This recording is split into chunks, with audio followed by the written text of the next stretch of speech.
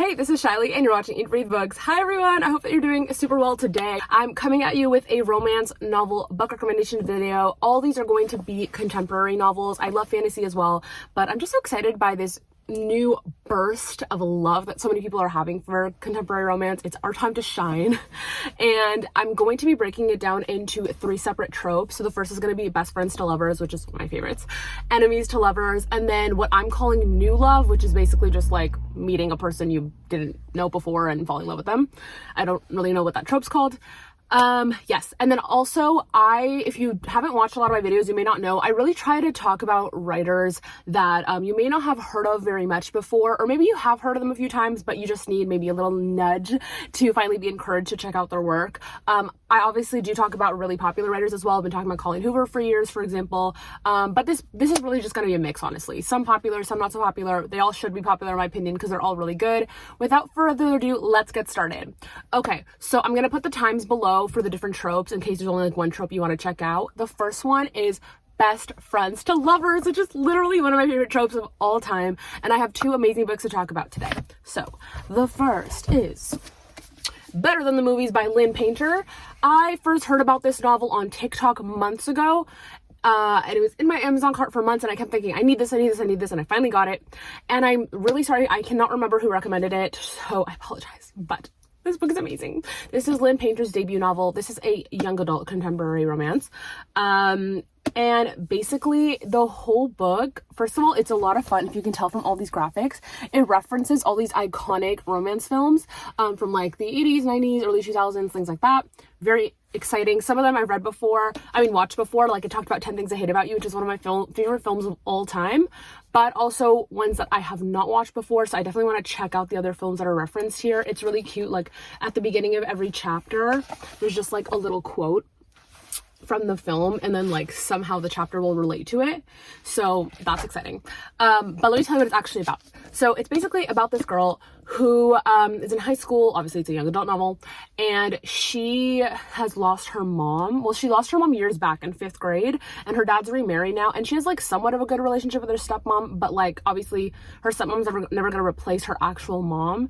And so now that senior year is coming up, there are all these things that are going on, big milestones, you could say, like getting your prom dress and graduating, all this stuff, but her mom's not there for it because her mom's gone.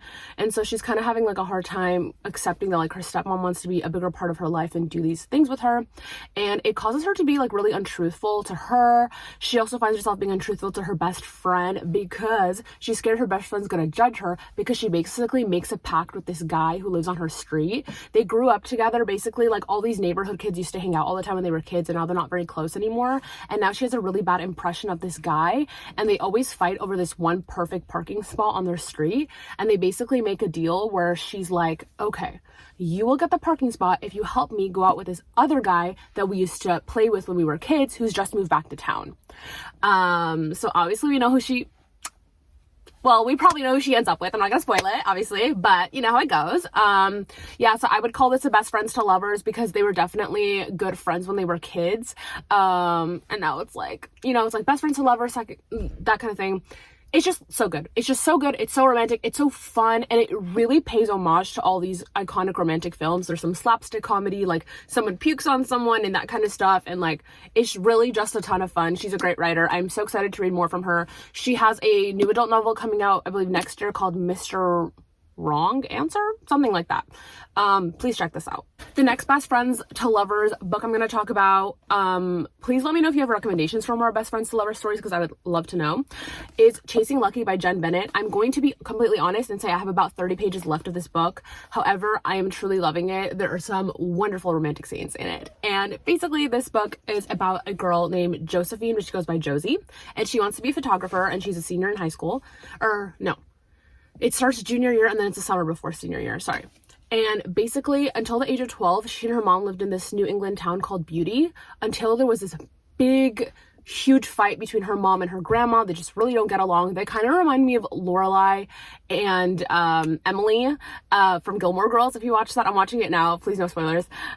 Anyway, so there's this big blow up happened, and then in the middle of the night, her mom was like, "Get up, we need to go right now. You need to pack, like, get your stuff. Let's go, let's go, let's go." And Josie thought they were only going to go for a week and then come back until things blow over. And Josie doesn't really know what happened, like what the fight was about. But they end up leaving for 5 years and moving again and again. I think they moved like 7 times or something within like 5 years, which is crazy. So it's really hard for Josie. She feels like she has no stability. She feels like there's always this invisible wall between her and her mother. It's just really difficult for her. And basically her plans are, after high school, she is going to go to LA to be with her dad, who she doesn't really know. He's a very famous photographer, and she's gonna apprentice for him. She wants to be a photographer as well. She's really good at it. But yeah, that's her escape plan, basically. She doesn't want to live with her mom anymore. Like, that's it. But then her mom goes, "Sweetie, we're moving back to Beauty for the rest of junior year, and then we'll see after. I don't know how long." And then she's like, "What the heck? Like, we're going back to where I was when I was a kid." So they go back, and Lucky is there. And Lucky is basically her best friend from when she was a child. Best friends, lovers. And yeah, she thought that Lucky moved out of town as well, but he didn't, and he's still there. And he's all like misunderstood now with the leather jacket and a motorcycle and all that jazz. He drives a Super Hawk. I'm not familiar with motorcycles, but if you like motorcycles, there you go. Yeah, he's just like this misunderstood guy. And then she gets really mad at this like privileged kid who did something like really mean to her family. And she takes a rock and throws it at the department store that his father owns, meaning to hit the sign, but she actually hits the wall and all the glass shatters. So she vandalized the store of the most influential man in the entire town. And Lucky takes the fall for it. And so that's kind of where the story starts, and it's insane. It's very good. It's very sweet, very romantic. I love how she keeps referring to him as like my best friend. Like, I just kissed my best friend. I just hung out with my best friend, instead of saying like boyfriend or whatever. I just think it's like way more meaningful, and it's good. Jen Bennett's books are great. I've also read Alex Approximately, which I really liked. I think that's probably her most popular. And Serious Moonlight is very romantic, very good. I like that one too. So yeah, Chasing Lucky. Okay. Next trope we're going to be talking about is a lot of people's favorite, which is enemies to lovers, and I love it too. The first one I'm going to talk about, I mentioned on my channel some months back, but I will mention it again, and that's The Trouble with Hating You by Sajni Patel. I do not own a copy because I borrowed it from my friend, but it's so good. Okay, so The Trouble with Hating You is a new adult contemporary romance, and it's basically about this girl or young woman who works at, I think, an engineering company. Sorry, I read it a couple months back, so I'm not positive. I think it's an engineering company. So the story basically starts with the female protagonist at dinner with her dad, maybe her grandma. I really can't remember so much. And her dad basically tries to set her up with this other guy. She's Indian, he's Indian. Like, they're trying to get them together, possibly to get married. But she's just like not having it. She doesn't like that her dad gave her this, recommendation of this guy. She feels like it's being forced upon her. And she's harboring some sort of negative feeling towards her dad. You don't really know what's going on yet. But you don't really like him from the get-go. So the guy comes over and she slips out the back, but she ends up like running around the house and literally knocking into him, and they fall on the ground together. So like, talk about a meet cute. But then she runs away, ditches the dinner, and all that jazz. Now she's working at the engineering company, and it's about to go under. It's always like that. And they bring in new people, and who do they bring? This expert. And who's the expert? The guy that she ditched. Woo! So he's there, and she does not want to talk to him. She has all these preconceived notions about him. Oh, you're just the guy trying to marry me. But he really likes her. He tries to get on her good side. He starts bringing her meals when she works late. It's very romantic, and there's so much good witty banter. Another thing that I love about this story is the true deep connection. She has been scarred. Also, very serious trigger warning for sexual abuse. She's been scarred. She's dealt with bad things in her life, bad men, bad people. This guy helps her open up. She really learns to like love herself again and have a more positive idea of love. She helps him out too. I think he's dealing with some grief. I think his father died, if I'm not mistaken. Yeah. And they just really connect with each other in so many beautiful ways. So it's a very like deep story in a way. Like, it might make you cry, but also you will be like, oh my gosh, this banter is so good. So I highly recommend The Trouble with Hating You by Sajni Patel. Okay, the next book I'm going to talk about is Counting Down with You by Tashi Bhuyan. This is a debut novel as well. And Tashi is Bangladeshi, and in the story, the main character is Bangladeshi as well, and her parents are very strict. She doesn't feel very close to them. She feels like they favor her younger brother, but they go away to Bangladesh for 4 weeks or so, yeah, like a month, and her dadu, who is her grandmother, who lives in another state, comes to stay with them. So now she's not being supervised by her parents, rather by her dadu. You think her dadu would be super strict. No, her dadu wants her to live her life. She may have some strictness within her, but she really loves Karina, the protagonist, so much and just like wants best for her. So Karina is this super amazing student, who, again, I said, doesn't feel like she has much freedom. Like, it's like, go to school, go to your extracurriculars, go home, that's it. But then her English teacher, who she's close to, is like, hey, I really need you to tutor this guy in your class, Ace Clyde. And Ace is white, and so that's one thing. And the other thing is that he's kind of like a bad boy. He has like, you know, a leather jacket, he sucks on like lollipops, like something sketch about him, you know? So they're not like direct like enemies, but I would definitely say like she is very opposed to him in the beginning, which is why I put it in this category. She's like, nah, I'm not doing this. But then she ends up tutoring him, and like the way that he like gets her to like see him for who he really is, and like the way that she like starts to like love herself more and everything is like so incredible. I just love the way that they connect. I love their banter. The banter is very good. It's just really amazing, and how she like learns to like stand up for herself to her parents and everything, and discover what it is she wants to do. And it's very good. It's just very good. So I really recommend Counting Down With You by Tashi Bhuyan. This next Enemies to Lovers novel, honestly, I'm sure you heard of it. It just won the Goodreads Awards for best debut with over 55,000 votes, which is insane. But I'm going to talk about it anyway because I feel like I haven't talked about it enough on this channel, and I really love it. And that's The Spanish Love Deception by Elena Armas. I also just want to say I think it's incredible that she self-published that and it went viral, and now it got like republished by Atria. Very exciting. Anyway, I just thought that was cool. So this story is about, it's a new adult novel, obviously a contemporary romance, because that's what this video is about. And it's basically another one of those stories where like two people work together and they like don't get along at first, kind of like The Trouble with Hating You.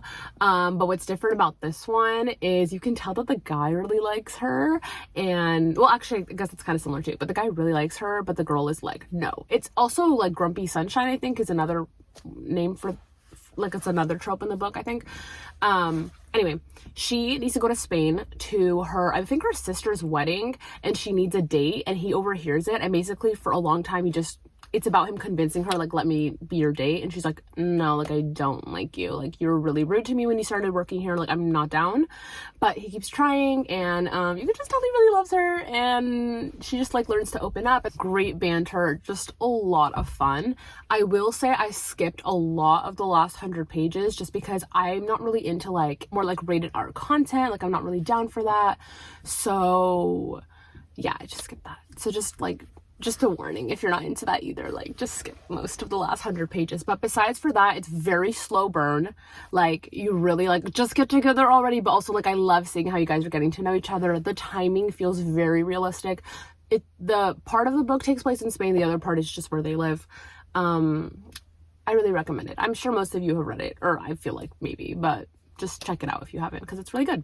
And for the final trope we're going to talk about today, I'm calling it new love. Basically just two people that meet and fall in love that like didn't know each other before. I don't really know what you call that trope, but I have a couple to talk about today. So the first might not come as a surprise if you know me, but I love Jennifer Niven, and Breathless is one of my favorite books by her. This is my Italian copy. Basically, it's about a girl named Claude. Well, she goes by Claude. And her parents tell her right when she graduates from high school, basically, that they are separating. She and her mom for the summer go to this island, I believe, which is an island that her family members on her mother's side live. Staying there for the summer. It's definitely not the summer that Claude expected, but then she makes all these really fun friends who work at this sort of like community in like restaurant sort of situation, like across the way, like all these like different unique people that she gets to know. And then there's one guy named Jeremiah, but he goes by Maya. How cute is that? M-I-A-H. So cute. They fall in love, and it's just a beautiful love story. Like one summer together, exploring this island, getting to know each other, talking to each other from the heart. It's so freaking good. This book is literally excellent. I do not know why this book hasn't gone crazy viral. This is the same author as All the Right Places, by the way, okay? Like, I don't know why this isn't the new, like, book talk book. It is so freaking good. Breathless by Jennifer Niven. She just writes in a really, like, beautiful, poetic way. A lot of great metaphors, like I said. And I just loved getting to know the main character and her transformation, and it's just good. I don't know what else to say. Please read it. Breathless by Jennifer Niven. Just read it. Just read it. Okay, we have a couple more new love books before we wrap up this video. I hope that you're enjoying it so far. So the next book I'm going to talk about is A Cuban Girl's Guide to Tea and Tomorrow by Laura Taylor Namey. This is a debut novel as well, and it's young adult, and it's about this girl who is from Miami. She lives in Little Havana, and in Little Havana she works at a, what's it called, patisserie, I think. It's basically a bakery that she works at with her family and her sister, and they have plans to take over the bakery somewhat soon with, I can't remember the protagonist's name, but with her making all the pastries and her sister doing the business aspect of it. But then the trifecta happens, which is basically 3 awful things that happen to her over the course of a year. She and her boyfriend break up. I think his name is Andres. They break up. Her grandmother that she was very close to and taught her all about baking and like life lessons through baking, unfortunately passes away. And the third, I'm blanking, but that's that. She gets very depressed, and her family decides to send her to England because they have family there. And in England, this family owns this bed and breakfast. And at first she's like, what the heck am I like doing here? Like, I don't want to be here. But then she realizes that there's a kitchen, bed and breakfast, pastries are being made every day. So she's like, ooh.